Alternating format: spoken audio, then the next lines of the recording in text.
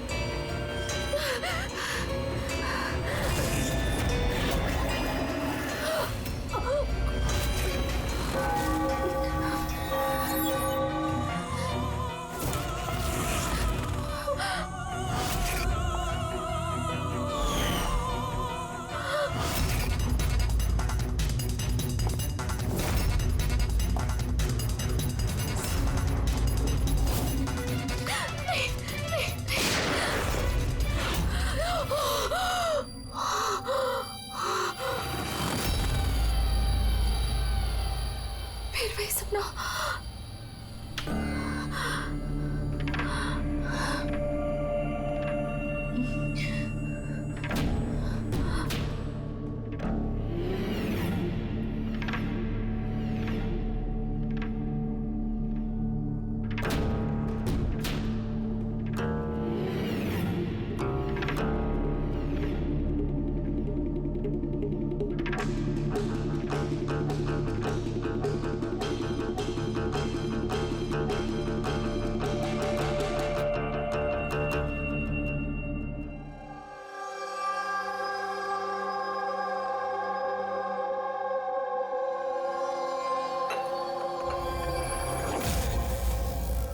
यशवंत, कोमल अब कैसी है?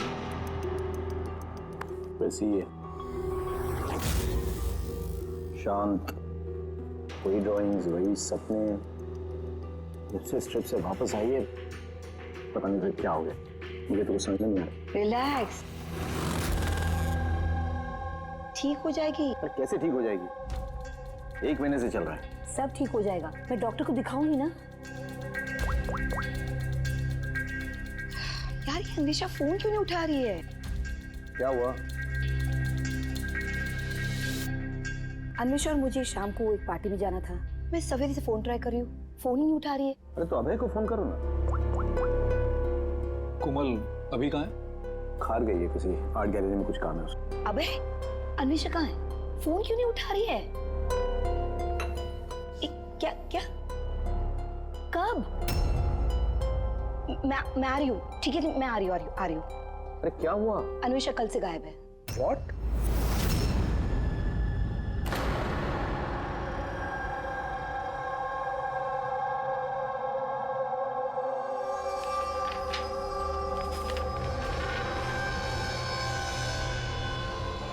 ये तो स्केचेस है। सर ये स्केचेस मैंने ही बनाए हैं। मैं एक आर्टिस्ट हूँ। अच्छा, अरे वाह। तो कुछ खास बात है इन स्केचेस में जो तुम इसे यहाँ लाई हो? जी, क्या?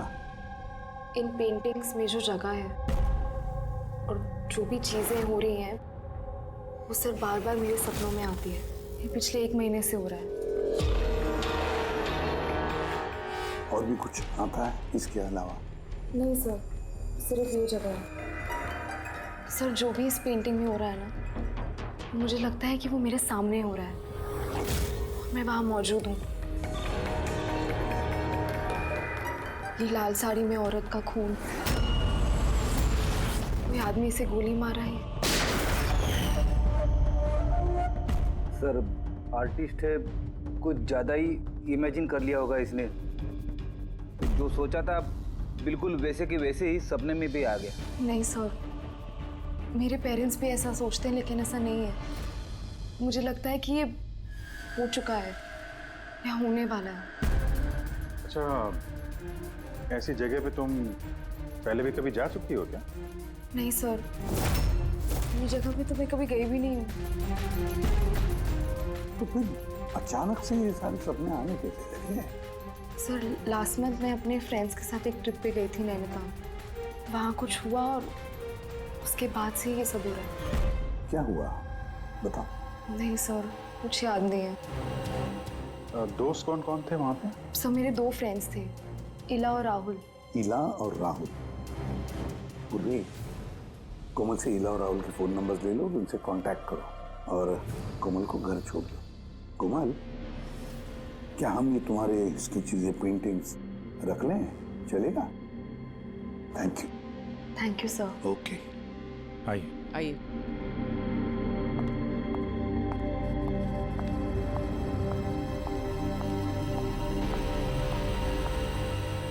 सर, ये कोमल जो सोच रही है, ये ऐसा हो सकता है क्या? क्यों नहीं हो सकता है पंकज? बिल्कुल हो सकता है।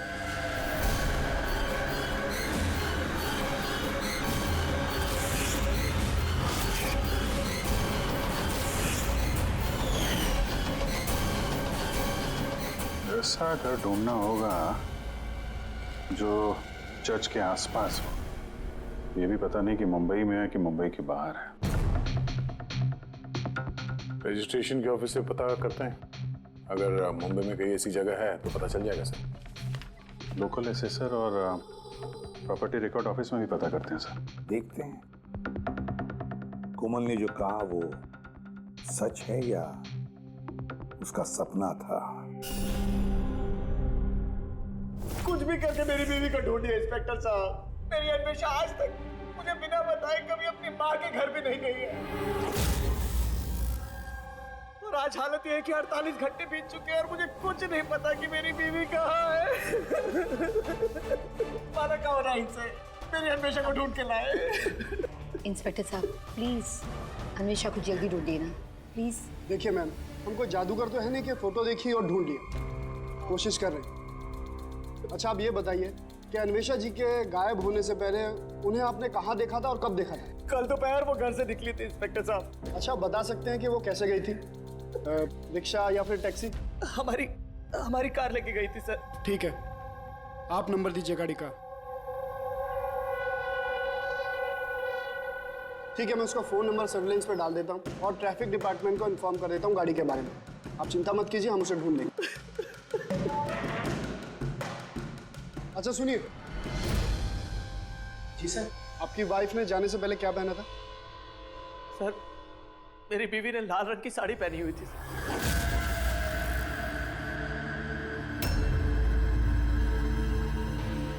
हाँ सर, वो हमें भी कैसे सपने के बारे में बोल रही थी। एक औरत थी लाल साड़ी में, एक गन थी। मगर वहाँ पे तो सर ऐसा कुछ नहीं था, और जहाँ हम लोग गए थे वहाँ पे तो इसमें से कुछ देखने को ही नहीं मिला। और तो पूरा टाइम वो हम लोगों के साथ ही है ना। अच्छा, ऐसे सपने उसे कब से आने शुरू हुए? मतलब ट्रिप में जाने से पहले या उसके बाद में? सर ट्रिप में जाने के 2 दिन बाद। क्या हुआ था 2 दिन बाद? सर वहाँ कुछ शिकारी थे, वो अचानक हमारे सामने आ गए और हम पे गन तान दी। और सर हम तो बहुत डर गए थे, और पता कोमल तो गन को देखकर इतनी डर गई थी कि वो थोड़ी देर के लिए फ्रीज हो गई थी और फिर बेहोश होकर नीचे गिर गई। उन शिकारियों ने तुम लोगों को तंग किया था? मतलब कुछ मारपीट या डराया धमकाया? नहीं सर, वो तो खुद ही हमें देख के डर गए थे। इनफैक्ट जब कोमल बेहोश हुई वो तो वहाँ से भाग ही गए।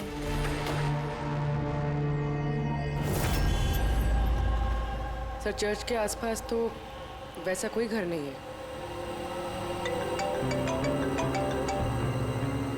Hello,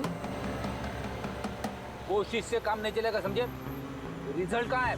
thank you sir. Sir कह रहा था कि मार्केट एरिया में शायद ऐसा घर मिल जाए।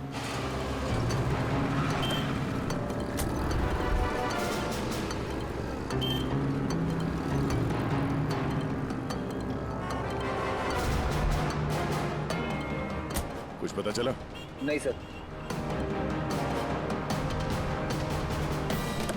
सर हाँ बोलो। सर ठीक ऐसे ही घर के बारे में पता चला जैसा हमें बताया गया था। कहाँ पे? पता नहीं ये सब हो चुका है कि होने वाला है। अगर कोमल गन देख के डर के बेहोश हो गई और उसके बाद उसे ये सपने आने लगे, कहीं वो इस खून का हिस्सा तो नहीं थी? सर अभी तक तो ये भी समझ में नहीं आ रहा है ये सब सच है या सपना।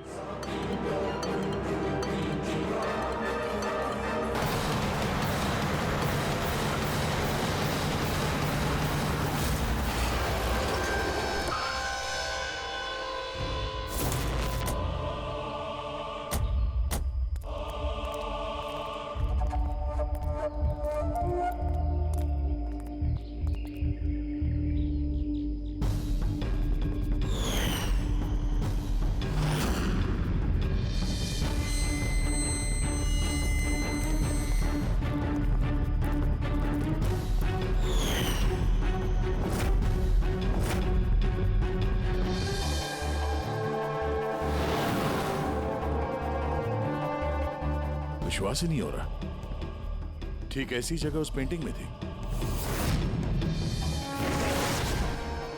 सर कागजों में जो रिकॉर्ड है उसके हिसाब से इस जगह को झील महल कहते हैं। ये झील महल कोमल के सपने में क्यों आ रहा है? ऐसी क्या बात है इस जगह में जो ये जगह उसके सपने में आ रही है? अच्छा, इसके मालिक को बुलाया? हाँ सर, मैंने इसके मालिक को फोन कर दिया है।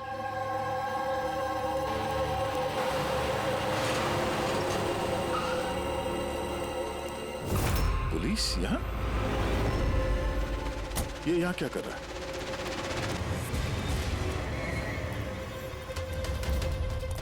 नमस्ते सर। सर आप यहाँ? हम यहाँ कुछ इन्वेस्टिगेट करने आए हैं, लेकिन तुम यहाँ क्या कर रहे हो? ये कौन है? सर मेरा नाम अभय है, मैं ही इस जगह का मालिक हूँ। हाँ सर। सर इनकी वाइफ अन्वेषा गायब है और उनकी गाड़ी यहाँ से 2 किलोमीटर दूर मिली है और उनका मोबाइल लोकेशन यहाँ ट्रेस हुआ है, इसलिए हम यहाँ आए। हम भी यहाँ एक मर्डर की तहकीकात करने आए हैं। शायद किसी औरत का खून हुआ यहाँ पे जिसने लाल साड़ी पहनी हुई थी। सर क्या बोला आपने? किसी औरत का खून हुआ है जिसने लाल रंग की साड़ी पहनी थी? हाँ। सर लाल रंग की साड़ी तो मेरी बीवी अन्वेषा ने भी पहनी हुई थी।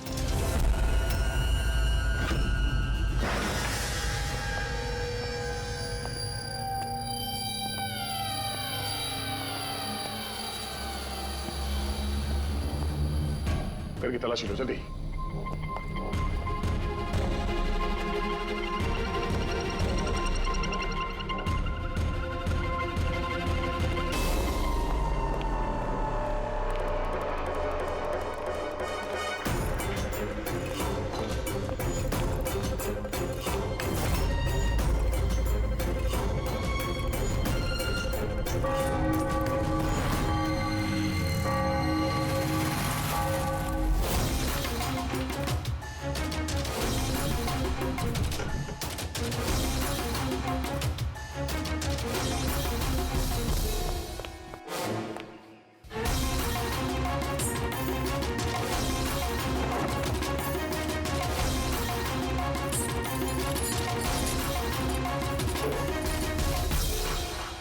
घर पुराना, संदूक पुराना, ताला नया।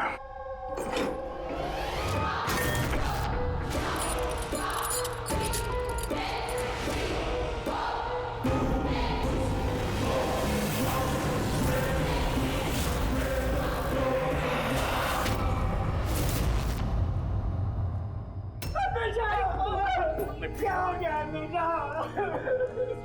मेरी अन्वेषा को क्या हो गया?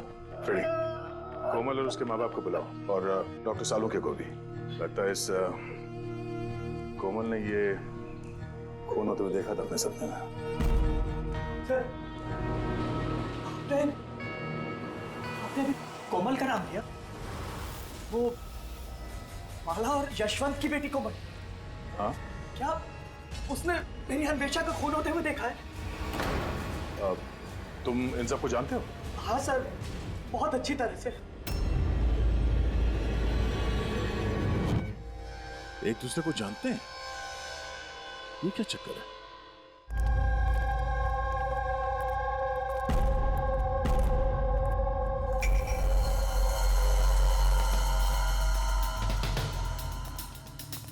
क्या हुआ सर? एक मिनट, तुम चलो, मैं आता हूँ। हाँ।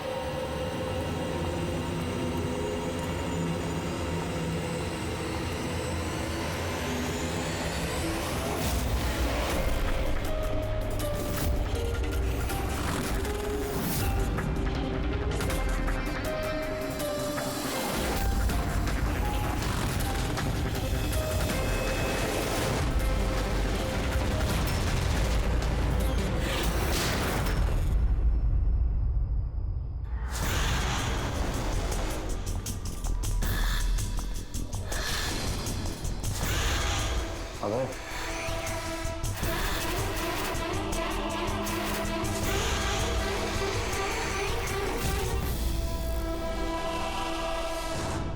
कोमल, तुम्हें जब मालूम था कि मेरी अन्वेषा का फोन हो गया, तुमने मुझे बताया क्यों नहीं?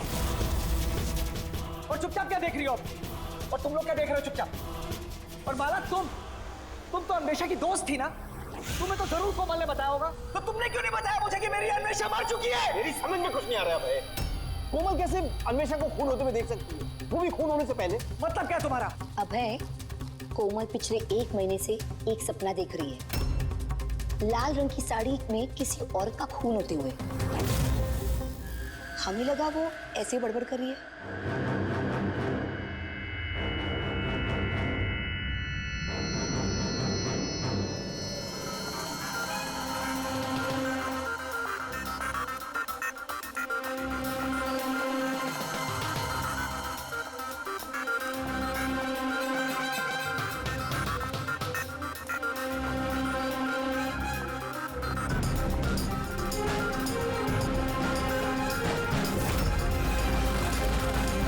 सर, ये वो औरत नहीं है। क्या? कोमल बेटा, ध्यान से देखो। लाल साड़ी जैसे आपने देखा था, और ये जगह भी ठीक वैसे ही जैसे आपने सपने में देखा था। सर, ये जगह तो वही है, लेकिन अन्वेषा आंटी वो नहीं है जो मेरे सपनों में आती थी। वैसे भी वो औरत का तो गोली मार के खून हुआ था ना, इनका तो गला कटा है। एकदम सही कह रही है दया, ये बच्ची कोमल एकदम सही कह रही है। ये वो औरत नहीं है जिसका खून होते हुए इसने देखा। लेकिन डॉक्टर साहब, आप दया, यहाँ आते वक्त नीचे मैंने खून देखा है, धूल में सना हुआ। मुझे लगता है यहाँ पर कुछ सालों पहले खून हुआ होगा। सर, मतलब यहाँ एक और खून हुआ है? शायद। और उसने भी लाल साड़ी पहनी थी, और उसकी मौत हुई गोली लगने से। पूरी खड़ी करके एक बार फिर से तलाशी लो। अगर अब तक जो कोमल बेटी ने बोला है वो सच हुआ है, तो ये भी सच ही होगा।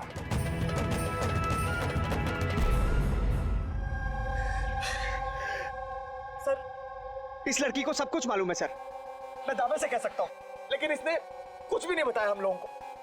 1 महीने पहले मुझे सपना आया था कि मैंने किसी औरत को मरते हुए देखा। बहाने बना रही है सर, ये एक्टिंग कर रही है।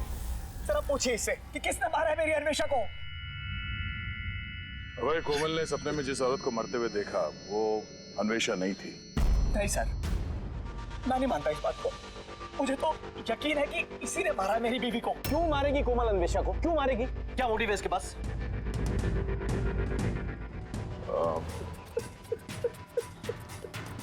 अबे, आखिरी बार जब अन्वेषा से मिले थे, मतलब उस वक्त उसका बर्ताव कैसा था? किसी बात को लेके डिस्टर्ब थी वो? बर्ताव अजीब था कुछ उसका? हाँ जी सर, डिस्टर्ब थी सर वो। डिस्टर्ब थी किस बात को लेकर? सर, दरअसल अचानक हमारा बिजनेस बंद पड़ गया सर। बर्बाद हो गए हम लोग, कंगाल हो गए एकदम सर। अन्वेषा ने बोला कि सब ठीक हो जाएगा, अब है सब ठीक हो जाएगा। पैसे अरेंज करने वाली थी सर वो आज। पैसे?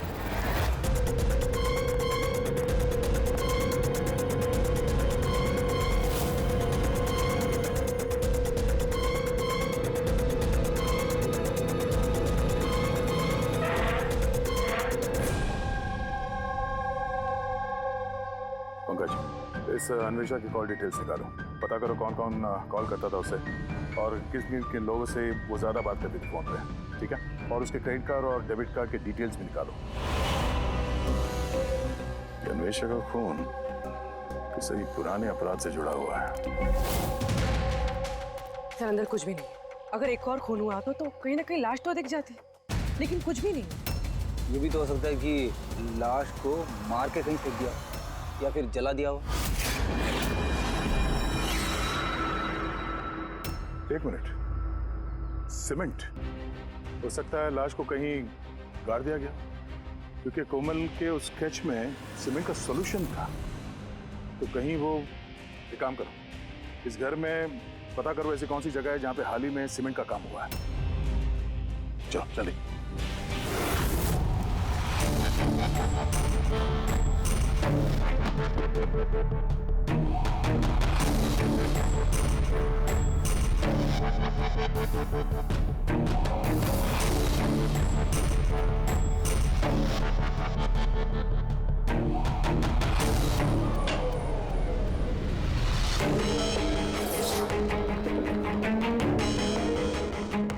पूर्वी, रेडी?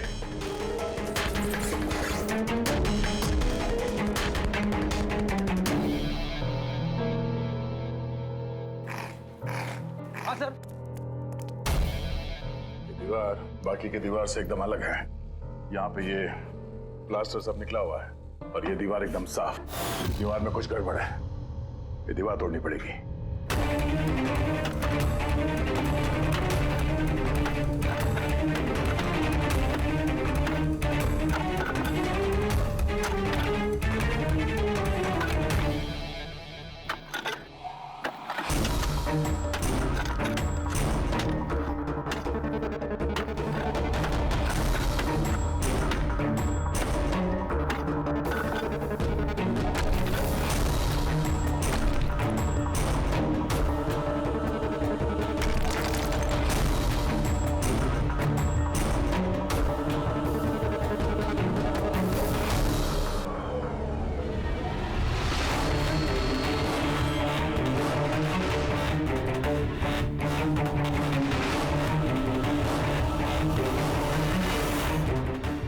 ये देखो यार, यहाँ तो कंकाल पड़ा हुआ है। कंकाल? हाँ।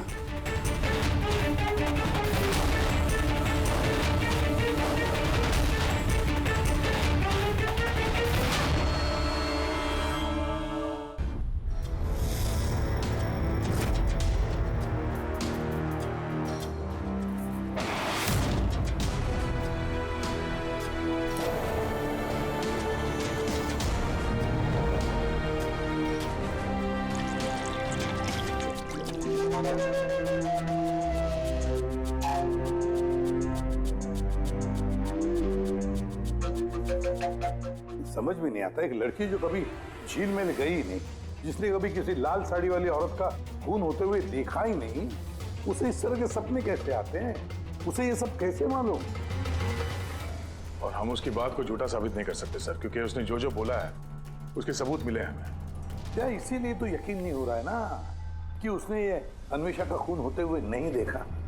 सर, कोमल के डॉक्टर से बात की मैंने, तो उनका कहना है कि ऐसी दिमागी हालत में उसके साथ हम लोग रिग्रेशन सेशन नहीं कर सकते। तो रिग्रेशन सेशन नहीं कर सकते? क्यों? सर, उनका कहना है कि उसकी तबीयत बिगड़ सकती है, दिमाग पे बहुत गहरा असर पड़ सकता है। मैंने पूछा उनसे कि हमें कैसे समझेगा कि उसने जो सपने की बात बताई है वो क्या है, उसने कैसे बताई, तो उन्होंने कहा इसे ल्यूसिड ड्रीमिंग कहते हैं। ये कोई मानसिक बीमारी नहीं है, कोई कल्पना नहीं है, बल्कि एक मानसिक स्थिति है। Lucid dreaming? या सारंगी, if I am not mistaken, lucid dreaming उसी को कहते हैं ना कि जब कोई आदमी सपने देखता है तो अपने सपनों से अनजान नहीं होता। यू आर राइट सर, इस केस में भी ऐसा ही हुआ है। ये एक सच्ची घटना है और ये लड़की इस घटना का हिस्सा है, इसीलिए उसे सपने आ रहे हैं। अगर ये लड़की इस घटना का हिस्सा थी तो फिर वो हमको बता क्यों नहीं रही है? वो ये क्यों बोल रही है कि वो उस जगह को नहीं जानती, उसने खून होते हुए नहीं देखा? यही तो प्रॉब्लम है दया, यही समझ में नहीं आ रहा है कि लड़की ऐसा कर क्यों रही है। ये कुछ छिपा भी रही है और बता भी रही है। एक बार इस कंकाल के बारे में पता चल जाए ना कि है कौन। बॉस, ये कंकाल एक औरत का है जिसकी उम्र 38 से 40 साल की है और कार्बन डेटिंग से पता चला कि ये कंकाल 10 साल पुराना है। क्या मतलब उसका खून 10 साल पहले हुआ है? जो खून 10 साल पहले हुआ है उसका सपना ये कोमल अभी कैसे देख सकती है? ये कैसे पॉसिबल है सर? ऐसा ही हुआ है। तो बस इस औरत का खून हुआ है गोली लगने से। ये देखो यहाँ, ये पसलियों की हड्डी में यहाँ पर गोली लगी। और सर वो खून से सना हुआ जो उंगलियों के निशान मिले थे झील महल में, वो किसका था? वो भी इसी औरत के डीएनए मैच कर लिया। सारंग, तू फेस रिकंस्ट्रक्ट कर सकता है इस कंकाल का? हाँ, मैं कोशिश कर रहा हूँ बस। तो कुछ और बता दीजिए जिससे इस औरत के बारे में हम कुछ पता लगा सकें। हाँ, इसके दांतों से कुछ पता चल सकता है। बॉस, ये औरत जिंजीवाइटिस की पेशेंट थी और इस बीमारी के पेशेंट अधिकतर अपने लिए एक जबड़ा, एक डेंचर बनवा करके रखते हैं। हालांकि 10 साल हो चुके हैं, लेकिन फिर भी पता किया जा सकता है, शायद कभी इसने डेंचर बनवाया हो। एक काम करो, इस अभय और यशवंत के परिवार में देखो क्या कोई ऐसी औरत थी जिसे ये जिंजीवाइटिस की बीमारी थी। क्या बात कर रहे हैं ऑफिसर? कोमल ने जो सपने में खून होते हुए देखा था वो 10 साल पहले हुआ था, वो भी झील महल में। जी हाँ, और हमें लगता है कि कोमल उस वक्त वहां पे थी जब ये खून हो रहा था। ऑफिसर, 10 साल पहले कोमल 7 साल की थी। एक 7 साल की बच्ची वहां जाके क्या करेगी? वही तो हम भी जानना चाहते हैं कि एक 7 साल की लड़की यहाँ से 50 किलोमीटर दूर झील महल में पहुंची कैसे? अकेली तो गई नहीं होगी, किसी न किसी के साथ ही गई होगी ना। ऑफिसर, जब कोमल छोटी थी तो हमारे साथ बाहर जाती थी और मुझे याद नहीं पड़ता कि मैं कभी उसे झील महल लेके गया हूँ। वैसे भी झील महल 15 साल से बंद पड़ा हुआ है। और कभी कभार वो बेलिंडा के साथ घूमने जाया करती थी। बेलिंडा कौन है? बेलिंडा कोमल की नैनी थी, उसी ने उसका देखभाल किया है। अब कहाँ है वो? 9 साल पहले उसने काम छोड़ दिया। उसका एड्रेस, फोन नंबर कुछ तो होगा आपके पास? जी हाँ, देती हूँ। ये ड्राइवर कब से आपके पास? पुराना है? जी हाँ, है। कब से काम कर रहे हैं? कई सालों से काम कर रहे हैं साहब। कभी कोमल मैडम को झील महल लेके गए हो? नहीं साहब। Yes sir. जी, वहीं पे हैं सर। अच्छा, ओके ओके सर। या मिस्टर यशवंत, आपको अभी हमारे साथ चलना होगा। कहाँ?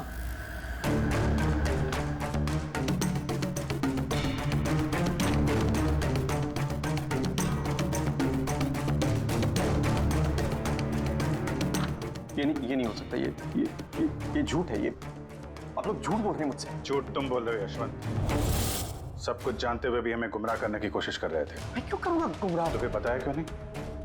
कोमल ने जिस औरत का खून होते हुए देखा था उसे तुम जानते थे? सर, मैं नहीं जानता था कि कोमल ने जिस औरत का खून होते हुए देखा है वो उसकी माँ है, कल्पना। हमने उस स्केलेटन के डेंटल कार्ड से पता लगाया। जिस डॉक्टर से कल्पना अपना डेंटल ट्रीटमेंट कराती थी, उसी ने बताया कि वो औरत तुम्हारे परिवार से थी, तुम्हारी बीवी कल्पना यशवंत। आपके हाथ जोड़ता हूँ सर, प्लीज कोमल को मत बताना कि उसने अपनी माँ का खून होते हुए देखा है सर। प्लीज, वो टूट जाएगी सर। ठीक है, तो फिर सच्चाई क्या है वो तो बताओ। तुम्हारी बीवी का खून किसने किया और क्यों? और ये बात तुमने हमसे छुपाई क्यों? मुझे नहीं पता सर। मैं सिर्फ इतना जानता हूँ कि कल्पना बहुत साल पहले मुझे डिवोर्स देकर वो मुझे छोड़कर चली गई। क्यों? उसको किसी से प्यार हो गया था सर। बस 3 साल की कोमल को मेरे पास छोड़ के चली गई। तब से कोमल को माला संभाल रही। कोमल जानती है कि माला उसकी सौतेली माँ है? नहीं जानती हो। ये कल्पना यशवंत को डिवोर्स देके कहीं और चली गई थी, तो फिर वो झील महल में आके कैसे मर गई? और उसका खून होते हुए कोमल ने कैसे देख लिया? बहुत कुछ मालूम है मुझे, लेकिन मेरी कोई सुने तब ना। जब उनको बताने की कोशिश की तो उन्होंने मुझे नौकरी से निकाल दिया। नौकरी से निकाल दिया? क्यों? क्यों निकाल दिया? वो क्या है, एक बार जब कोमल बाहर से घूम के घर पे आई थी तो बहुत ही चुप थी। मैंने उससे पूछा कि क्या हुआ है, लेकिन उसने मुझे कुछ भी नहीं बताया। फिर उसके 2 दिन बाद वो ड्राइवर संपत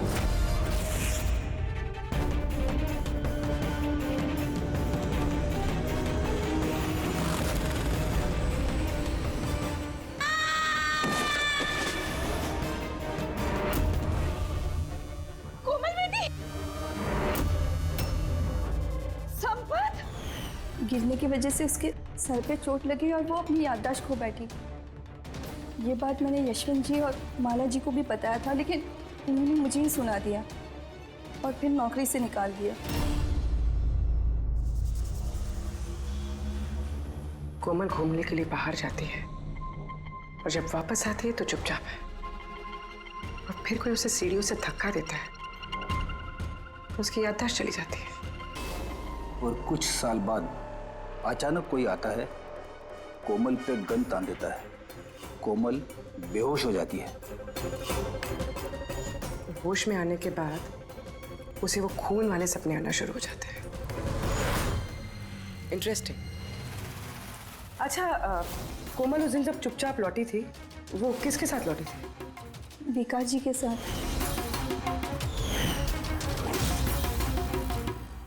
जहाँ कल्पना का खून हुआ था 10 साल बाद, ठीक वैसे ही कपड़े पहने हुए अन्वेषा का वहां पे खून हो जाता है। ये कोई कोइंसिडेंस नहीं हो सकता बॉस। हो सकता है 10 साल पहले हुए खून की गवाह हो वो, और खूनी ने उसे किसी बहाने वहां बुलाया और मार दिया उसको। और इस अन्वेषा ने खूनी को ब्लैकमेल करने की कोशिश की होगी, तो उसने उसे रास्ते से हटा दिया। फिर तो कोमल की जान को भी खतरा हो सकता है।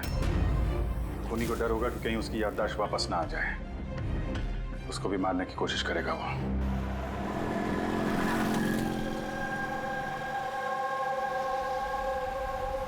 अरे मम्मी ने कहा था ब्यूरो जाना है, पापा वहाँ हैं। तुम तो कहीं और ही लेके जा रहे हो। सही कहा, मैं तुम्हें कहीं और ले जा रहा हूँ। कहाँ? तुम्हें तुम्हारी माँ के पास। क्या बकवास कर रहे हो? मम्मी तो घर पे है। माला, वो तुम्हारी असली माँ नहीं है। तुम्हारी असली माँ कल्पना थी, जिसका खून होते हुए तुमने 10 साल पहले देखा था। क्या? और अब तुम्हारी बारी, और न्यूज़ में आएगा कोमल की एक्सीडेंट में मौत। होशियारी मत दो। कोई है?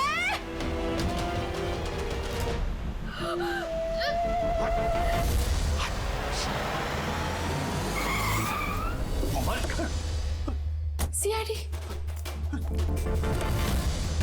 चल इधर निकल, चल। कोमल को घर छोड़ दो। किसके कहने पे कर रहा है ये? हैं? बोल। हाँ? विकास साहब,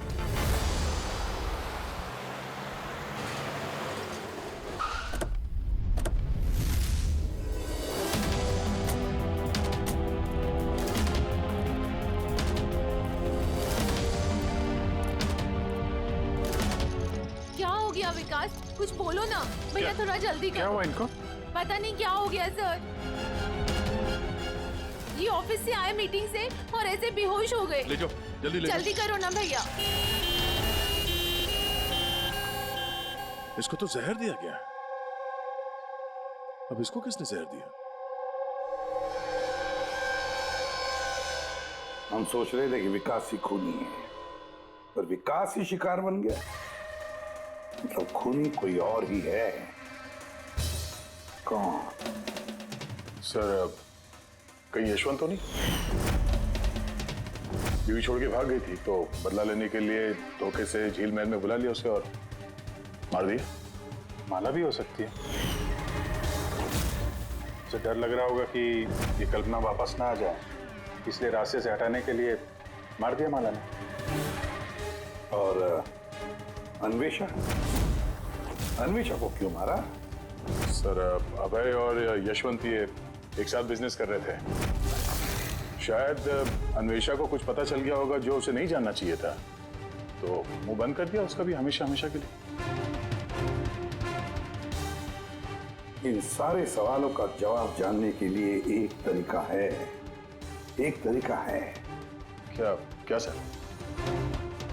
कोमल का साइको एनालिसिस, रिग्रेशन टेस्ट करते हैं कोमल का।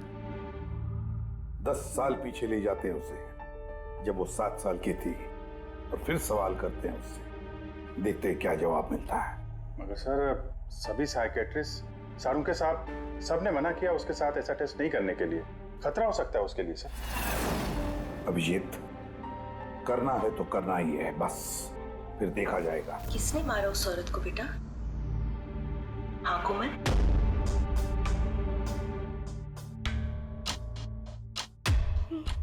मम्मा,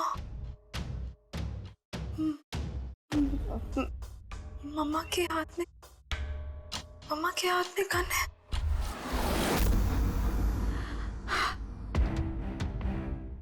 ये सुनने से पहले मैं मर क्यों नहीं गई? जिस बेटी को मैंने इतना प्यार दिया, वो आज मुझ पर इल्जाम लगा रही है। ये इल्जाम नहीं है मैडम, हकीकत है। ये सब झूठ है। क्या किया मेरी बेटी के साथ? क्या किया आप लोगों ने? हाँ, माना कि मैं सौतेली माँ हूँ, पर मैंने उसे सगी माँ से ज्यादा प्यार दिया है। तो फिर आपकी सौतेली बेटी आप इल्जाम क्यों लगा रही है? ऑफिसर, मुझे नहीं पता कोमल मुझ पे क्यों इल्जाम लगा रही है, मुझे नहीं पता। मैंने सपने में भी कोमल के बारे में कभी बुरा नहीं सोचा, कभी नहीं। किसने मारा उस औरत को झील महल में 10 साल पहले?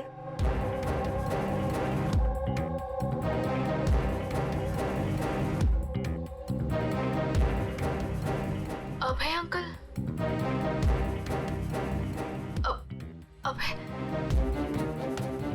अभय अंकल के हाथ में गन।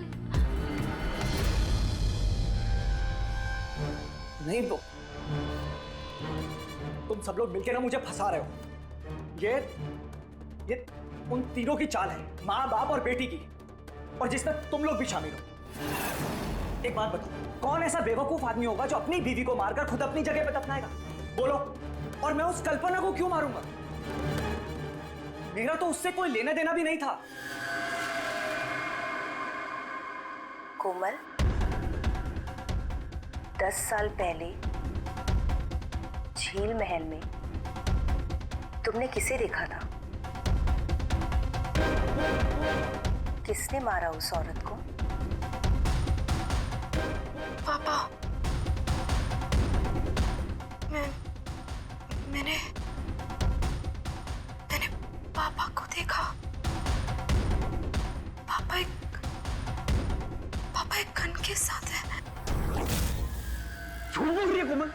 वो मुझे वहां कैसे देख सकती है, जबकि मैं न्यूयॉर्क जा रहा था, मैं फ्लाइट में था। उसने विकास को देखा होगा झील महल में।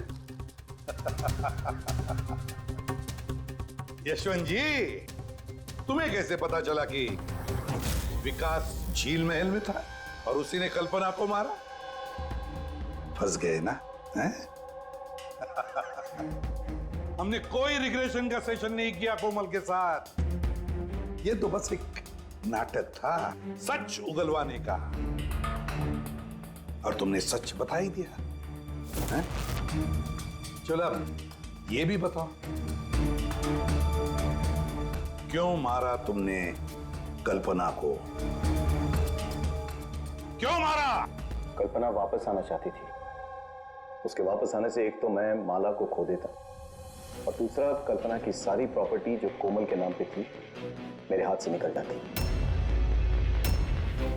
कैसे बाप हो तुम? दुनिया का हर बाप अपनी औलाद के लिए जायदाद इकट्ठा करता है, और तुम तो अपनी बेटी की जायदाद हड़पने निकले। वाह। मैं कोमल का असली बाप नहीं हूं। क्या? मैंने कल्पना से सिर्फ उसकी प्रॉपर्टी के लिए शादी की थी। कोमल दरअसल कल्पना की पहली पति की बेटी है, और ये बात सिर्फ मैं और कल्पना ही जानते थे। और कुछ समय साथ में रहने के बाद कल्पना ने तुम्हें तलाक दे दिया? तलाक देने के लिए मैंने एक शर्त रखी थी उसके पास। मैंने कहा था कि डिवोर्स पेपर पर तभी साइन करूंगा जब वो मुझे सारी प्रॉपर्टी दे देगी। पर वो बहुत चालाक निकली। उसने उल्टा शर्त रखा, कहने लगी कि तो सारी प्रॉपर्टी कोमल के नाम कर देगी। जब तक मैं कोमल का ध्यान रखूंगा तो जायदाद मेरी होगी। और वो कोमल को छोड़कर चली गई किसी और के साथ। और 2-3 साल बाद अचानक उसका फोन आता है कि वो वापस आना चाहती है मेरे पास, कोमल के पास, कोमल के प्रॉपर्टी के पास। मारा कैसे कल्पना को तुमने? मैंने अपने पुराने दोस्तों को इकट्ठा किया, विकास, अन्वेषा, मेरे ड्राइवर संपत को, और कल्पना को प्यार से फोन किया और उसे बताया कि वो झील महल आ जाए, कुछ इंपॉर्टेंट बातें डिस्कस करनी है। और कल्पना झील महल में आई और तुमने उसे मार दिया। मैंने नहीं मारा, विकास और अन्वेषा ने मारा। मैं तो न्यूयॉर्क के फ्लाइट में था। कि कोमल बीच पे कहां से आ गई? उसने खून होते हुए कैसे देख लिया? बहुत जिद्दी लड़की है। विकास जब झील महल के लिए निकल रहा था तो कोमल ने जिद पकड़ ली कि वो भी चलेगी साथ। बस मजबूरन उसे लेकर आना पड़ा। विकास ने उसे एक आइसक्रीम दिलाई और उसे कहा कि तुम गाड़ी में ही बैठो। पर विकास गाड़ी का दरवाजा लॉक करना भूल गया और कोमल पीछे पीछे आ गए और उसने सब कुछ देख लिया।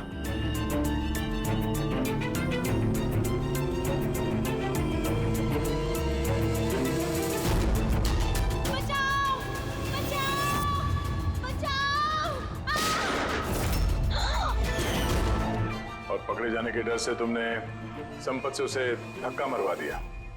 वो बच तो गई लेकिन उसकी याददाश्त चली गई। उसके याददाश्त चले जाने से हमारा रास्ता साफ हो गया और हमारा डर भी खत्म हो गया। फिर अन्वेषा को क्यों मार दिया? अन्वेषा का बिजनेस डाउन चल रहा था तो उसने मुझे ब्लैकमेल करना शुरू कर दिया। कहने लगी कि कल्पना की मौत के बारे में सबको बता दी थी। मजबूरन मारना पड़ा। ये अन्वेषा को तूने मारा है। छोड़ूंगा नहीं। धोखा दिया दोस्त ने तूने हमें। वाह यशवंत वाह, एक गुनाह छुपाने के लिए तुमने 3 गुनाह किए। अपने बीवी को मारा, दोस्तों को मारा और बेटी को 2 बार मारने की कोशिश भी की, सिर्फ पैसों के लिए। कानून तुम्हें कभी माफ नहीं करेगा। कड़ी से कड़ी सजा होगी तुम्हें, फांसी होगी तुम्हें, फांसी।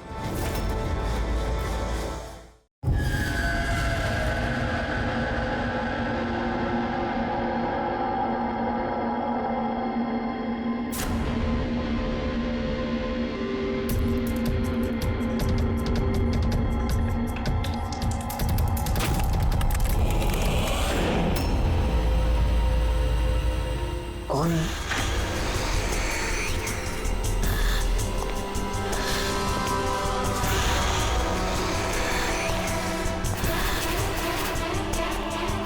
कोई है?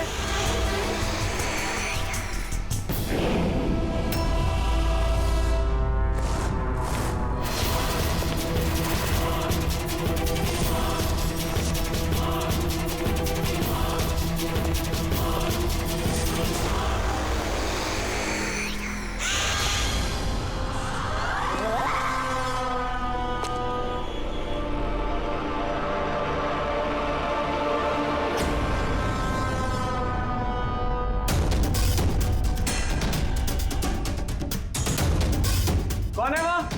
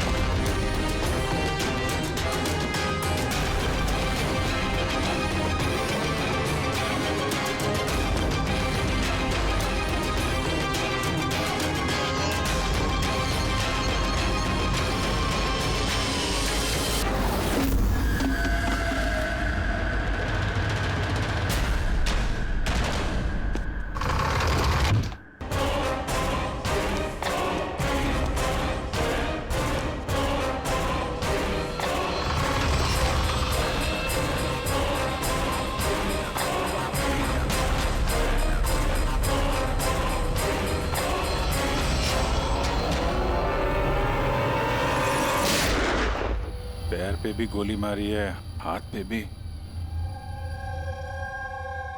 ये बॉडी सबसे पहले किसने देखी थी? सर मैंने देखी थी।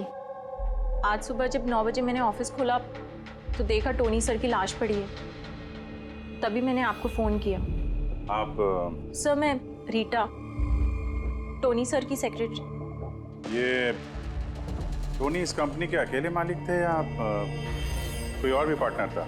नहीं सर, अकेले ही मालिक थे टोनी सर। तो इनके बाद नेक्स्ट सीनियर ऑफिसर कौन है कंपनी का? Sir Rohit sir. रोहित? जी सर, मैं ही इस कंपनी का सीईओ हूँ। किस चीज़ की कंपनी है ये? सर हम स्टॉक्स और सिक्योरिटीज में डील करते हैं। सर इनकी बेल्ट और जूते देखिए सर, इतने बड़ी कंपनी के सीईओ ये पहन के आएंगे ऑफिस? तो रोहित जी क्या चल रहा है आजकल शेयर का भाव? सर वो एक्चुअली सर आज मेरी नींद जरा देर से खुली थी तो मैं अखबार या इंटरनेट पर चेक नहीं कर पाया। अच्छा, तो आपकी कंपनी का कौन सा अच्छा स्टॉक है जो बढ़िया परफॉर्म कर रहा हो, उसके बारे में कुछ बताइए। क्या नाम है उसका? सर वो याद नहीं आ रहा सर। तो आप लोग बताइए स्टॉक के बारे में, एक भी स्टॉक का नाम बताइए आप लोग।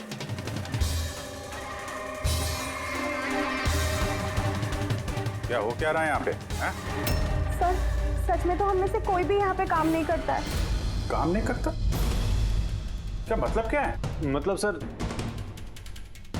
हम सब लोग एक्टर्स हैं। मगर ये तो फाइनेंस कंपनी है, इसका फिल्मों से क्या लेना देना? सर फाइनेंस कंपनी तो सिर्फ नाम की है, यहाँ पर सर कोई काम नहीं करता। हम एक्टर को सिर्फ इसलिए रखा है ताकि हम यहाँ काम करने की एक्टिंग कर सके। एक्चुअली सर टोनी सर से मिलने दिन में बहुत सारे क्लाइंट्स आते थे। हमारा काम बस इतना होता था कि उन्हें दिखाना कि ऑफिस में बहुत काम हो रहा है। ये टोनी क्या काम करता था? किस चीज़ की मीटिंग होती थी यहाँ पे? सर उनकी जो भी मीटिंग्स होती थी वो उनके केबिन के अंदर होती थी। अब वो क्लाइंट्स के साथ क्या बातें करते थे वो हम में से किसी को नहीं पता सर। और कब से चल रहा है ये सब? सर पिछले 2 हफ्ते से। कमाल है, एक नकली कंपनी जहाँ पे नकली काम होता था उसके मालिक का खून हो जाता है। समझना पड़ेगा एग्जैक्टली यहाँ पे हुआ क्या था। तो यहाँ पे टोनी को पहली गोली लगी है। अगर उसे गोली यहाँ लगी है तो वहां उसे भाग जाना चाहिए था, वो तो एग्जिट है। वो वापस ऑफिस के अंदर क्यों गया? शायद खूनी इस तरफ होगा, बचने के लिए इधर भागा होगा। ये हैंडल पे भी खून है, वहां से अंदर आया और फिर वहां पे लेके गया उसको जहां पे खून हुआ। ब्लड ट्रेल इधर भी है। सर ये यहाँ देखिए, इतना सारा खून। लगता है यहाँ पे छुप के बैठा होगा बचने के लिए। और खूनी आया, उसके बाद उसको वहां ले गया जहां पे उसकी मौत हो गई। सर वो पानी का बॉटल सर, पानी लग रहा है सर। है तो पानी, बॉटल में खून। बॉटल हाथ में थी या उससे मारा?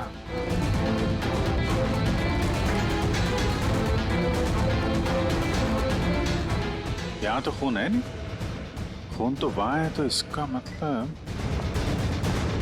खून यहाँ पे है तो शायद ये बॉटल यहीं होगी। यहाँ पे छुपा होगा तो बॉटल हाथ में ली होगी बचने के लिए। यहाँ वहां जाते समय गिर गई। यहाँ पे भी खून, वहां से आया तो इस पे हाथ लगा और सर हाँ, यहाँ तो ब्लड ट्रेल है।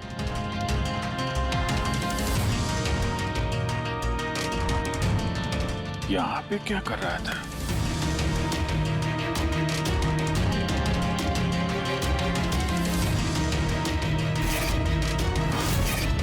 यहाँ पे पंजे का निशान है, यहाँ भी खून है, यहाँ भी पंजे का निशान है।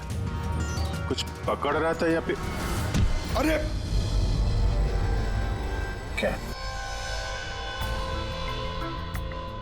ठीक हो? हाँ सर। गन छुपा के रखी है अंदर। शायद इसी को ढूंढने आया होगा, लेकिन इसके पहले गन तक पहुंचता खून ही पहुंच गया इसके। मगर सर ये ऑफिस में उसने गन क्यों छुपा के रखी? ऑब्वियसली उसकी जान को खतरा होगा। इतना गड़बड़ घोटाला करके रखा हुआ था यहाँ पे, एक्टर्स लोगों को हायर करके रखा था। पता नहीं कितने दुश्मन होंगे इसके। ये डायरी भी।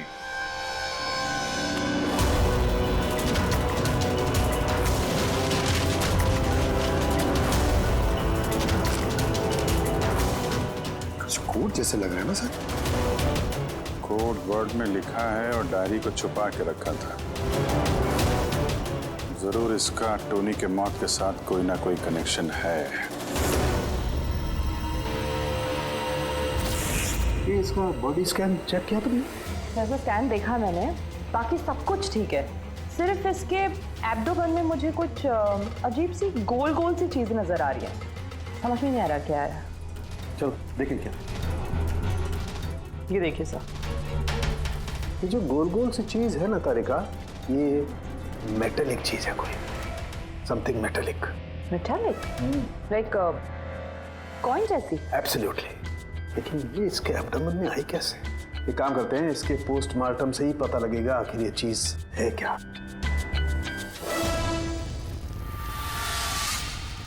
यार सोलंके, टोनी के पेट में से ये 5 सिक्के निकले? बॉस, मैंने इन सिक्कों के बारे में पता लगाया। ये सिक्के किसी भी देश की ऑफिशियल करेंसी नहीं है। मगर सर कोई अपनी मर्जी से ये सिक्के क्यों खाएगा? शायद खूनी ने टॉर्चर करने के इरादे से टोनी को मजबूर किया होगा ये सिक्के निकलने के लिए। कोई ना कोई कनेक्शन तो है इस सिक्कों का इस केस के साथ। ये जो टोनी के नकली एम्प्लॉइज हैं, इनसे पूछते हैं।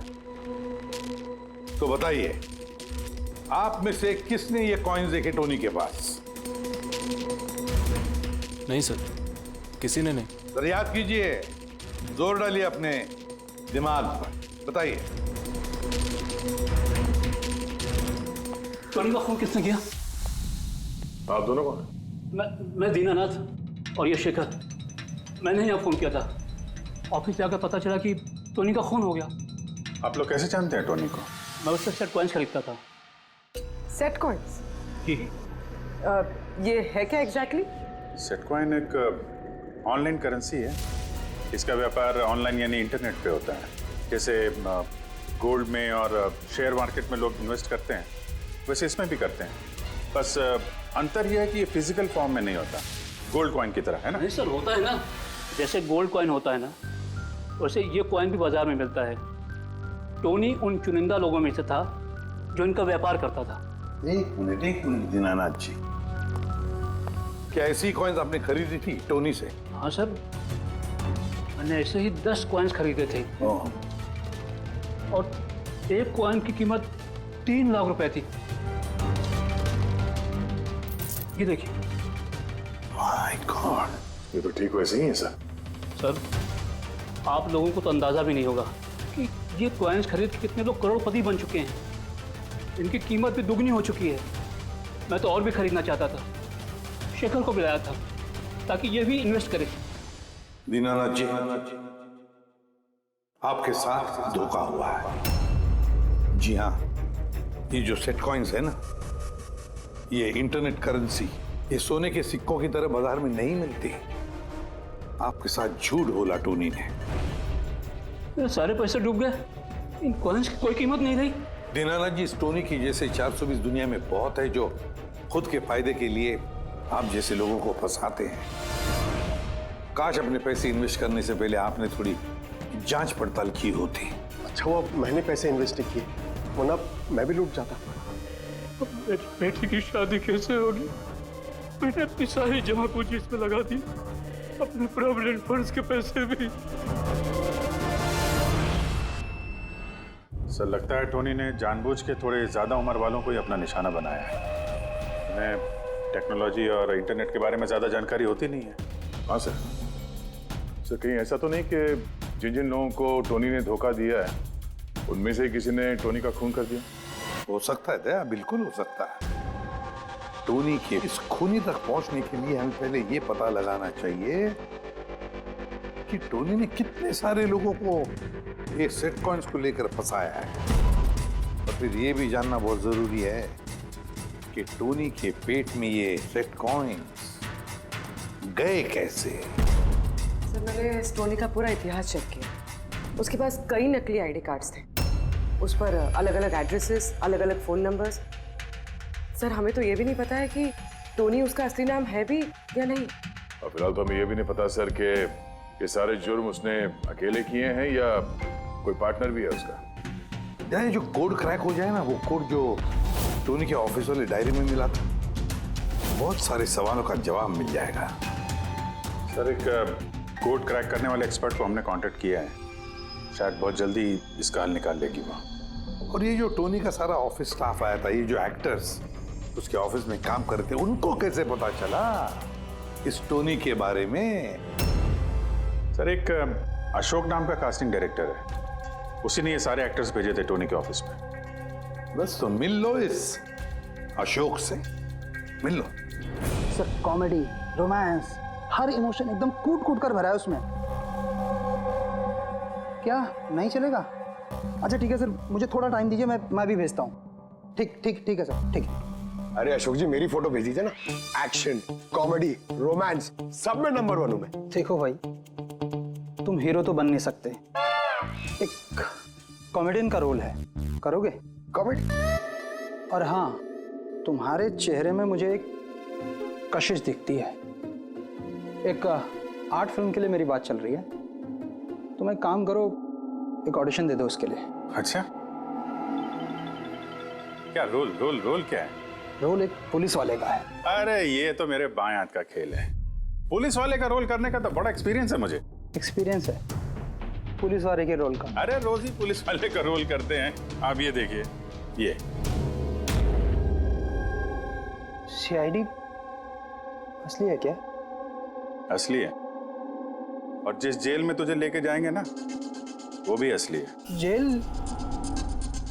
अब बजी दिमाग की घंटी। नहीं, कौन है ये? कौन है ये? हा? इसको एक्टर सप्लाई किए थे ना तूने ऑफिस में काम करने की, एक्टिंग करने के लिए, भूल गया तू? सर आपको जरूर कोई गलतफहमी हुई है। देख, सीआईडी के सामने एक्टिंग करेगा ना तो बहुत भारी पड़ेगा तुझे। यही 11 एक्टर भेजे थे ना तुमने टोनी के पास? हाँ याद आया, भेजा था मैंने, लेकिन सर काम करने की, एक्टिंग के लिए नहीं भेजे थे, बल्कि टोनी ने मुझसे ये कहा था कि वो एक शॉर्ट फिल्म बना रहा है और उसको कुछ स्ट्रगलिंग एक्टर चाहिए। जो एक्टर तूने भेजे थे ना, उसका इस्तेमाल करके उसने बहुत बड़े घपले किए हैं। सर ये बात मुझे कैसे पता चलेगी? सर पूरे 12 में से किसी भी एक्टर ने मुझे ये बात नहीं बताई सर। 12? सर उसके ऑफिस में तो 11 लोग थे, ये 12वां कहां से आ गया? अच्छा, वो जो एक्टर भेजे थे उनकी लिस्ट दिखाना जरा। जी सर।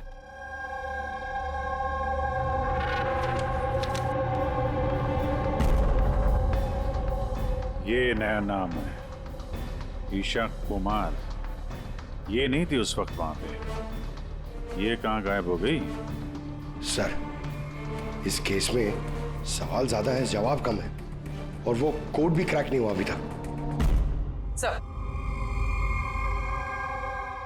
रीना जी, आपने हमें यहाँ टोनी के घर पे क्यों बुलाया?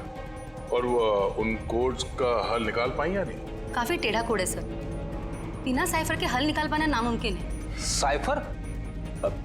ये साइफर क्या होता है? साइफर कोई ऐसी किताब या डायरी होती है जिनके अंदर इन खुफिया कोड्स का राज छुपा होता है। फ्रेडी, जैसे अंडरवर्ल्ड की दुनिया में ये चीजों के नाम को कोड्स में इस्तेमाल करते हैं, जैसे गन है उसे घोड़ा कहते हैं, और कौवा मतलब मोबाइल, तो ये सारे कोड्स एक साइफर में होते हैं। अगर ये साइफर मिल जाए तो सारे सवालों के जवाब मिल जाएंगे। सर मुझे लगता है ये टोनी इस साइफर को ऐसी जगह रखता होगा जहाँ से उसे वो आसानी से देख सकता हो या पढ़ सकता हो। लेकिन सर, उसका ऑफिस तो अच्छी तरह से चेक किया था, वहां पर तो कुछ भी नहीं मिला। तो हो सकता है टोनी के घर पे मिल जाए। ये देखिए सर, बड़ा अजीब सा निशान इस पेपर पर। शायद ये निशान इस कोड का कोई अहम हिस्सा है। तो इस निशान का राज यहीं कहीं होना चाहिए। घर का एक एक कोना चेक करते हैं।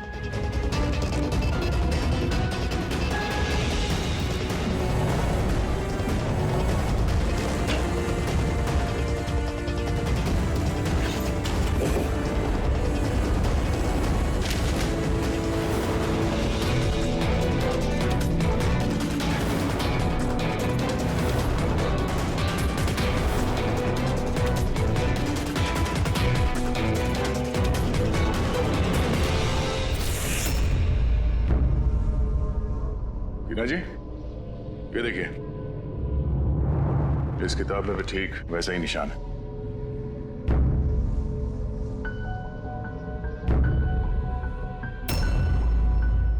सर, यही तो साइफर है। ये देखिए, इस पेज पर सिर्फ 7 सेंटेंसेस है और इसके हर सेंटेंस के फर्स्ट वर्ड को हम हाईलाइट करके देखते हैं।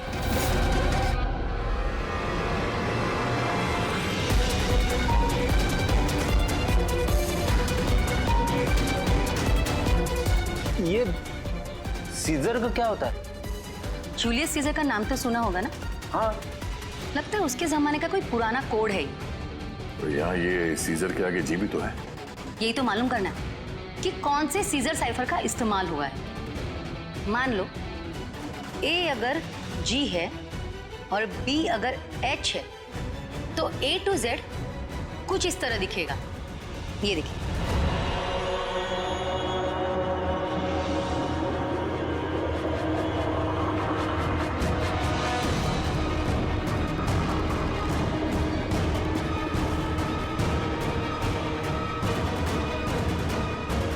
ये हो गया। अब हम इसे फॉलो करके देखते हैं कि हमारा कोड का मतलब क्या है। और हमारा पहला कोड है SUNGTQASGX-10। अब हम इसे मैच करके देखते हैं। SMUONHAN।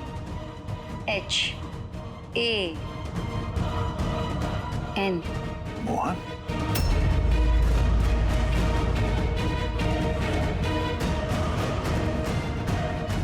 आपके पहले कोड का मतलब है मोहन कुमार 10। सर, इस मोहन कुमार नाम का तो कोई आदमी है ही नहीं इस केस में। अगर है ना तो ढूंढना पड़ेगा। ये बाकी के सारे जो कोड हैं उनको भी डिकोड करते हैं। प्लीज कुणाल, तुम समझने की कोशिश करो। मैं पंकज से बहुत प्यार करती हूँ। प्लीज तुम मेरे और पंकज के बीच कभी मत आना। सच? तुम मुझसे इतना प्यार करती हो? Cut cut cut. कौन हो आप लोग? बीच में आगे पूरा शॉट खराब कर दिए। एक मिनट। आप लोग शॉट बाद में लीजिएगा, हमें ईशा जी से कुछ बात करनी है। CID मुझसे? प्लीज चलिए आप लोग प्लीज। ये फोटोग्राफ देखिए। टोनी, इसे पहचान दिया आप? इसका खून हो गया। क्या? मगर कैसे? ज्यादा ओवर एक्टिंग करने की जरूरत नहीं है, कैमरा ऑफ है। तुम बताओ कैसे खून हुआ इसका? मैं कैसे बता सकती हूँ आपको इसका खून कैसे हुआ? जिस वक्त इसका खून हुआ सारे नकली एम्प्लॉय उसके ऑफिस में थे, सिवाय तुम्हारे। कहाँ थी तुम? नकली एम्प्लॉय? कौन से नकली एम्प्लॉय? सर, ये आप लोग क्या बात कर रहे हैं? मुझे तो कुछ समझ में नहीं आ रहा। टोनी ने तुम लोगों को हायर किया था ना उसके ऑफिस में क्लर्क की एक्टिंग करने के लिए। उसने तो मुझे अपनी मंगेतर का रोल प्ले करने के लिए पैसे दिए थे, वो भी बस 1 दिन के लिए। मंगेतर का? हाँ सर, उसके माँ बाबू जी आए थे उससे मिलने और वो उन्हें दिखाना चाहता था कि वो शादी करने वाला है और वो अपनी जिंदगी में बहुत खुश है। उसने तुमको तो बताया होगा ना अपने माँ बाप के बारे में, सारी इन्फॉर्मेशन दी होगी। जी हाँ, बहुत कुछ बताया था ताकि कुछ गड़बड़ ना हो जाए और मुझे याद रहे कब कौन से डायलॉग बोलने हैं। उसके माँ बाप के बारे में जितनी भी इंफॉर्मेशन है तुम्हारे पास, एक एक चीज सब हमें बताओ। Thank you sir. Sir codes decode हो गए। हर कोड से एक नाम मिला है और नाम के आगे एक नंबर।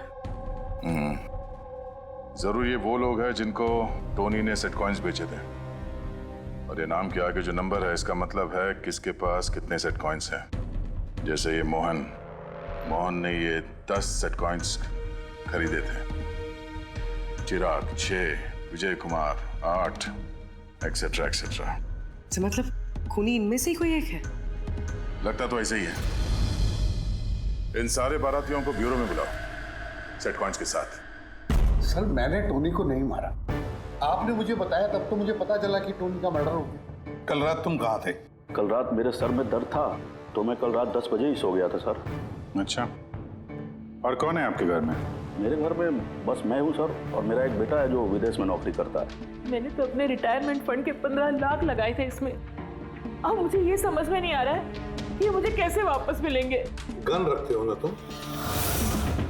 सर मेरी गहनों की दुकान है, सिक्योरिटी एंड प्रोटेक्शन के लिए मुझे अपने पास गन रखनी पड़ती है सर। सर सब कुछ तो आपको बता चुका हूँ, अब मैं आपको और क्या बताऊँ? जब तक खूनी पकड़ा नहीं जाता हम तो सवाल पूछेंगे। इस डायरी में उन लोगों के नाम लिखे हुए हैं जिन्होंने उससे वो कॉइन्स खरीदी थी, सेट कॉइन। उन लोगों के नाम और जितने भी कॉइन्स खरीदे थे वो सब पूरा का पूरा रिकॉर्ड इसमें है। और इसमें जो जानकारी है उससे हम ये पता लगाएंगे कि आखिर आप लोगों में से वो खूनी कौन है। किसने कितने कॉइन खरीदे, इससे ये कैसे पता चलेगा खूनी कौन है? आसान है। खूनी ने अपने कुछ सिक्के गुस्से में आकर टोनी को निगलवा दिए। अब इस बही खाते के हिसाब से जिसके पास भी कम सिक्के निकलेंगे वही हमारा खूनी है। चलिए आप सब लोग अपने अपने सेट कॉइन्स के सिक्के गिनती करवाइए।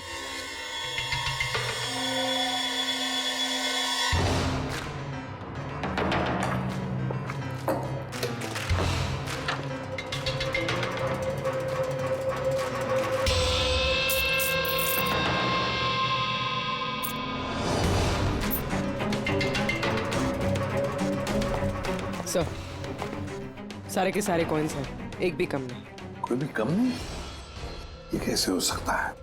अब तो यकीन हो गया ना आप लोग को कि हम निर्दोष हैं। अब ये क्या कहानी है सर? अगर ये सारे निर्दोष हैं तो फिर गुनहगार कौन है? ये तो अब टोनी के माता पिता ही बताएंगे। नहीं, ये नहीं हो सकता। हमारा बेटा नहीं मर सकता सर। आपको जरूर कोई गलतफहमी हुई है। हमारा बेटा तो अपने ईमान का इतना पक्का था कि वो किसी का 1 रुपया भी ना ले, और आप कह रहे हो उसने लोगों को ठगा है। मैं जानता हूँ ये किसी भी माँ बाप के लिए सुनना आसान नहीं है, पर क्या टोनी की किसी के साथ कोई दुश्मनी थी? हाल फिलहाल में कोई लड़ाई झगड़ा हुआ हो? कैसा झगड़ा सर? वो तो इतना बिजी रहता था कि उसे हमसे मिलने का भी समय नहीं होता था। 3-3, 4-4 महीने बाद घर आता था वो। मिलने नहीं आता था? मतलब कि उसने कई जगह पर अपने ऑफिस खोल रखी थी। कहाँ और कहाँ पे ऑफिस था इसका? दिल्ली, पुणे। जिस शहर में ये टोनी रहा है कुछ ना कुछ घपला तो जरूर किया होगा उसने। कुंडली निकालो इसके पिछली जिंदगी की। सर हाँ सर, दिल्ली और पुणे के police officers video conference call पे। गुड।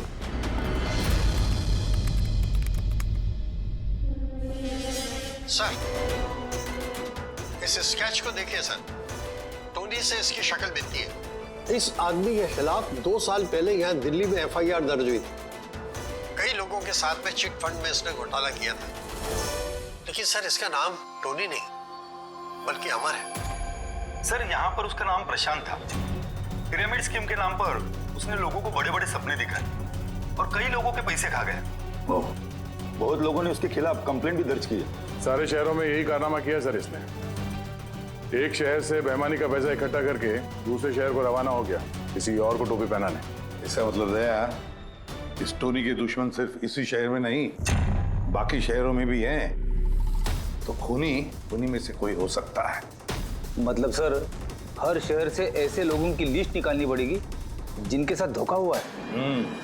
सर यहाँ पर उसके खिलाफ कल्पेबल होमिसाइड की केस भी है। ये आलोक नाम के आदमी के उसने पैसे खा लिए थे। वो सदमा वो आदमी बर्दाश्त नहीं कर पाया, इसलिए उसने सुसाइड किया। तो टोनी को मारने का सबसे बड़ा मोटिव तो आलोक के किसी करीबी के पास है। ना तो उसने सिर्फ पैसा खोया बल्कि अपने किसी करीबी को भी खोया है। हाँ, आलोक, पुणे।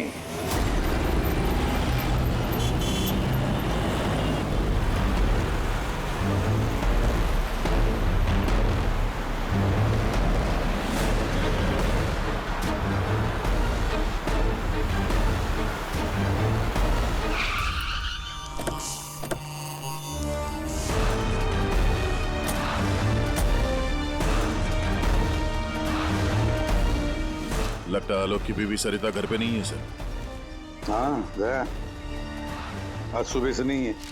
आज का पेपर और दूध। पंकज सर, जाके जरा पड़ोसियों से पूछताछ करो। Excuse me.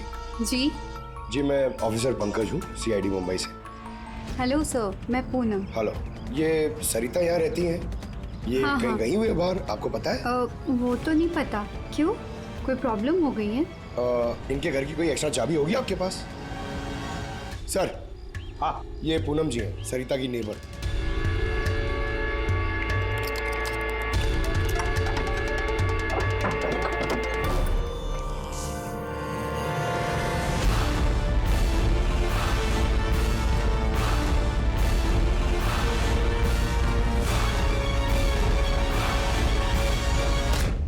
जिस तरह से घर के अंदर ये सामान बिखरा पड़ा है, ऐसा लगता है कि कल रात यहाँ पे कुछ हुआ था। हुआ तो था जरूर दया, कुछ न कुछ तो हुआ था। ये देखो, खून के निशान। ऐसे लग रहा है जैसे किसी को घसीट के यहाँ से ले जाया गया। सर, कहीं किसी ने सरिता का किडनैप तो नहीं कर लिया? पूनम, हाँ सर। सरिता को आखिरी बार कब देखा था तुमने? सर, रात के 2 बजे जब मैं नाइट शिफ्ट से घर वापस आई। उस वक्त शायद सरिता जाग ही रही थी क्योंकि यहाँ पे टीवी चल रहा था। उसके घर के आसपास किसी को देखा, कोई आया हो उनसे मिलने के लिए? कुछ और तो नहीं, पर हाँ, एक वाइट कलर की वैन थी जो घर के बाहर खड़ी थी, पर सुबह वो वहाँ नहीं थी। तू उस वैन को पहले भी कभी देखा था यहाँ आसपास? नहीं, कभी नहीं। अच्छा, उसका नंबर याद है, नोट किया था? नंबर तो नहीं नोट किया, मैंने ध्यान नहीं दिया। अच्छा, तुमने कुछ शोर शराबा या झगड़ा वगैरह सुना उस वक्त? हाँ, आवाजें तो आ रही थी जोर जोर से, पर मुझे लगा कि शायद सरिता जाग रही है, टीवी देख रही है, तो मैंने उतना ध्यान नहीं दिया। अच्छा पूनम, ये जो तुमने लड़ाई झगड़े की आवाजें सुनी, कितने बजे थे? यही करीब 3 बज रहे होंगे। 3 बजे? तो सरिता का किडनैपिंग 3 बजे हुआ था। तो डेफिनेटली ये सरिता का किडनैपिंग और टोनी का मर्डर, इन दोनों का आपस में कोई ना कोई कनेक्शन है सर। 100% दया, कनेक्शन 100% है, पर इससे पहले कि सरिता को कुछ हो जाए उसे हमें बचाना होगा। और पंकज सर, ये व्हाइट वैन, सफेद वैन जो पूनम ने अभी बताया, उस वैन की पूरी इंफॉर्मेशन चाहिए हमें, पूरी की पूरी इंफॉर्मेशन।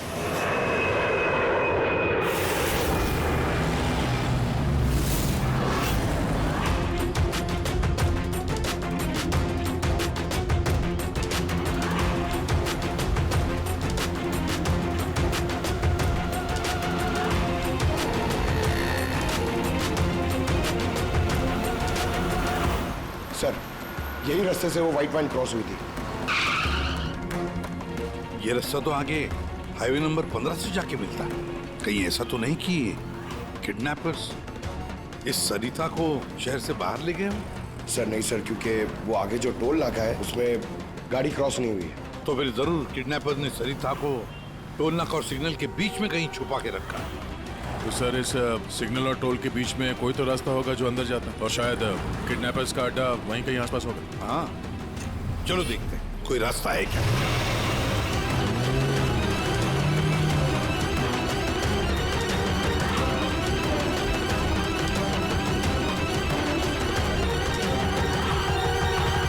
सर, ये एक रास्ता है जो अंदर जाता है। चलो चलो देखते हैं।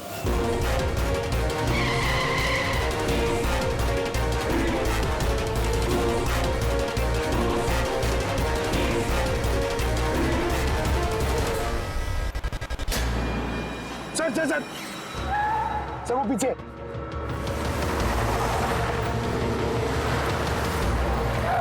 ये देखिए सर।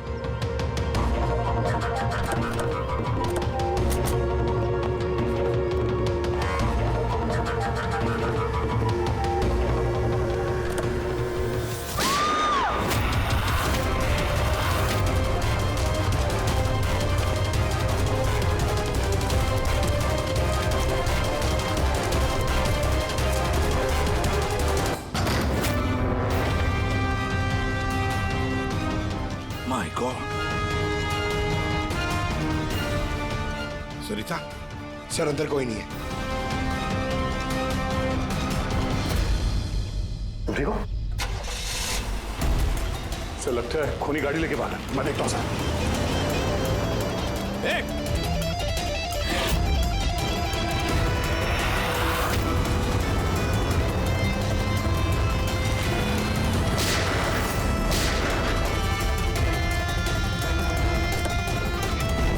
सर एम्बुलेंस आ रही है। सरिता, ये बताओ किसने किया ये सब? उसने मेरी आंखों में पट्टी बांध रखी थी, इसलिए उसका चेहरा भी नहीं देख पाई मैं। नहीं सर, निकल गया।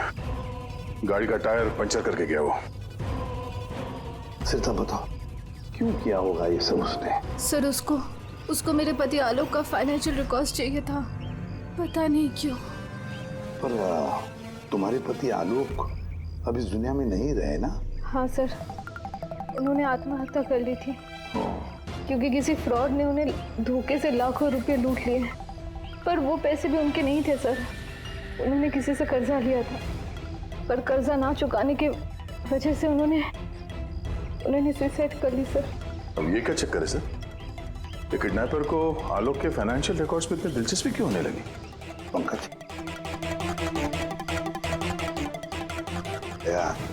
इस किडनैपर को दिलचस्पी इसलिए कि मुझे तो लगता है कि ये किडनैपर, ये खूनी भी वही है जिसने आलोक को पैसे दिए थे।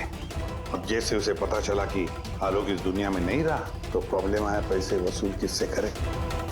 उसे पता चला कि आलोक का सारा पैसा टोनी के पास है तो उसने टोनी को खत्म कर दिया और फिर खुद पर इल्जाम ना आए सारे सबूत मिटाने के लिए उसने सरिता को फोन किया और उसे पूछा कि आलोक का सारा फाइनेंशियल रिकॉर्ड कहां पर है। कौन हो सकता है ये? सरिता सर, एक काम कर सकती हो? हाँ सर। आलोक की फाइनेंशियल रिकॉर्ड्स हमें दे सकती हो?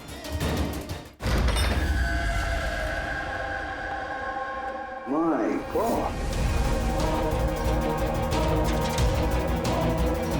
यार, ये मुजरिम जो भी कोई है हमसे पहले यहाँ पहुंच गया और देखो लगता है सारे सबूत जलाकर राख करने की कोशिश की है उसने।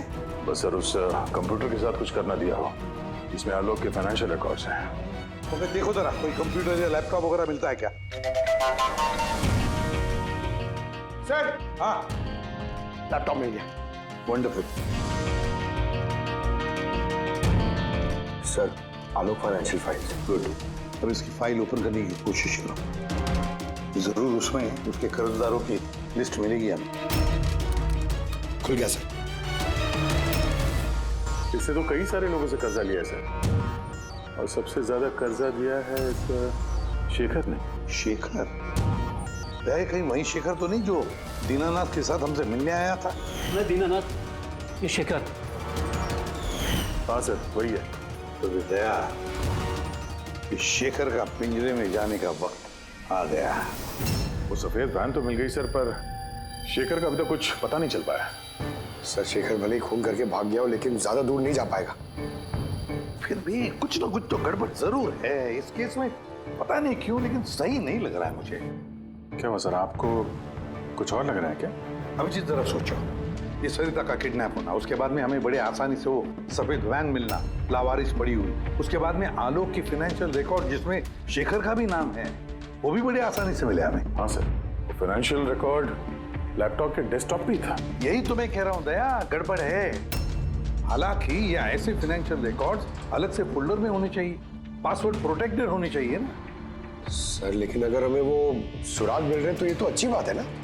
नहीं पंकज, हमें सुराग मिल नहीं रहे हैं, सुराग हमें दिए जा रहे हैं एक के बाद एक, एक के बाद एक। इसीलिए तो मैं कह रहा हूँ ना, गड़बड़ है, कुछ ना कुछ तो गड़बड़ जरूर है।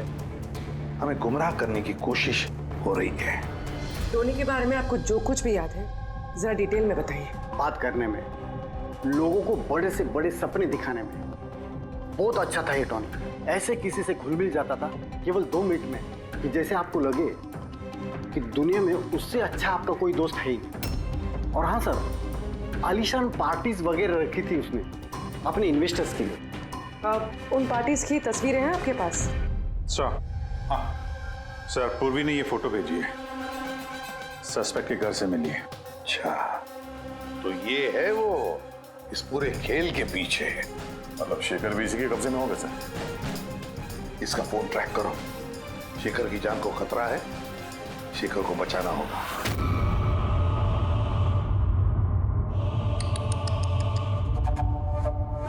अब तो तुम्हें भगवान भी नहीं बचा सकता शेखर। सीआईडी को सारे सबूत तुम्हारे खिलाफ मिले हैं। अब तो ये ट्रिगर दबाकर तुझे बस मार डालूंगी और उन सबको लगेगा कि तू देश छोड़ के भाग गया। नहीं, ऐसा मत करो प्लीज, मत मारो मुझे। मैं वाकई देश छोड़ के चले जाऊंगा। आपके बारे में मैं किसी को नहीं बताऊंगा। I promise. अरे शेखर, तुम समझ नहीं रहे हो, तुमने मेरा चेहरा देख लिया है। अब मैं तुम्हें छोड़ने की बेवकूफी तो करूंगी नहीं, इसलिए तुम्हें मरना पड़ेगा। मत मारो मुझे प्लीज, मत। कोई है? प्लीज बचाओ मुझे, बचाओ मुझे, कोई है? मुझे मार के रखा यार। जाओ।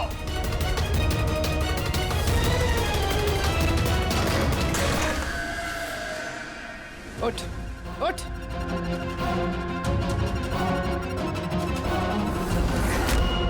सर, मैं रीटा, टोनी सर की सेक्रेटरी। तुम्हारा चेहरा तो हमने भी देख लिया था मिस रीटा। मैंने तो कोई सबूत, कोई गवाह कुछ नहीं छोड़ा था। तो आपको कैसे पता चला? इस फोटो के जरिए। तुमने हमसे कहा था कि तुम टोनी को पिछले 2 हफ्ते से जानती हो, तो फिर 2 साल पुराने इस फोटो में तुम क्या कर रही हो? ये बहुत कुछ कह गया। अब बताओ, तुमने अपने बॉस टोनी को क्यों मारा? टोनी मेरा बॉस नहीं था, मैं टोनी की बॉस थी। लेकिन तुम तो उसकी सेक्रेटरी बन के घूम रही थी, वो क्या था? वो सिर्फ और सिर्फ एक नाटक था, दुनिया को दिखाने के लिए। असल में सारा दिमाग मेरा था इसमें। टोनी को तो मैंने सिर्फ आगे रखा था ताकि कभी कानून हम तक पहुंचे तो टोनी पकड़ा जाए। तो फिर टोनी का फोन करके अपने पैर पे कुल्हाड़ी क्यों मार ली? क्योंकि जब चींटी के पर निकल आते हैं तो उसके पंख काटने पड़ते हैं, और टोनी बहुत ही ज्यादा हवा में उड़ने लगा था, बहुत ही लापरवाह और ओवर कॉन्फिडेंट हो गया था। उसने दीनानाथ के साथ सेल्फी खींच के सोशल मीडिया पे डाल दी वो फोटो। तो तुम्हें डर लगा कि अगर वो फोटो सोशल मीडिया में चला गया तो जिन जिन शहरों में उसने 420 की है वहां कोई ना कोई उसे पहचान लेगा। हाँ। और उसके पेट में जो सिक्के थे वो सिक्के मैंने ही उसे निकलवाए थे ताकि आप लोगों को लगे कि खून किसी ऐसे आदमी ने किया है जिसके साथ टोनी ने बेईमानी की है। और इसलिए तुमने सारे सबूत शेखर के खिलाफ कर दिए ताकि हम उसे अपराधी समझे। न जाने कितनी जिंदगियों के साथ खेला है तुमने। देश भर में न सिर्फ लोगों के पैसे चुराए बल्कि उनकी खुशियां, सपने सब छीन लिए। कड़ी से कड़ी सजा मिलेगी तुम्हें इस जुर्म के लिए। For more updates, subscribe to our channel, click the show links and enjoy watching the videos.